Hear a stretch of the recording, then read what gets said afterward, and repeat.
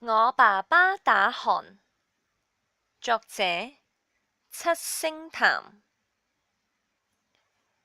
我爸爸打鼾，是降落傘飄搖下來，快到地，呼一聲又上去了。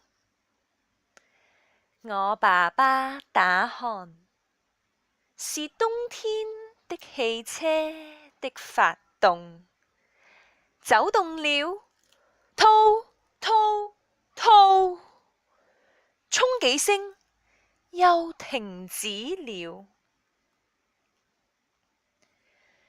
我爸爸打鼾，大家都知道，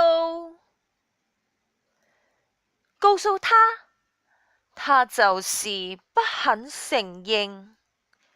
錄音給他聽，他說沒聽過，絕不是我自己的聲音，還沒聽過嗎？你們真是胡鬧！喺朗讀呢一首詩嘅時候，我哋可以注意以下3個要點。第一，因為整首詩係講述爸爸唔肯承認打鼾嘅故事，我爸爸打鼾出現咗3次，我哋可以嘗試分3個層次去表達。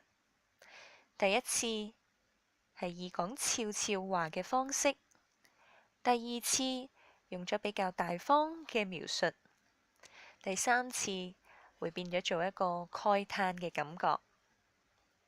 第二，我哋可以配合返聲調同埋快慢，去營造出一個具體嘅畫面，就好似降落傘同埋發動汽車嘅聲音，都可以描述得栩栩如生。第三，我哋要提醒返，因為呢一首詩嘅表達或者情感都比較豐富，所以個發音更加要注意。喺加入一啲演說技巧嘅時候，我哋都要留意吐字清晰，以免咬字變得含糊。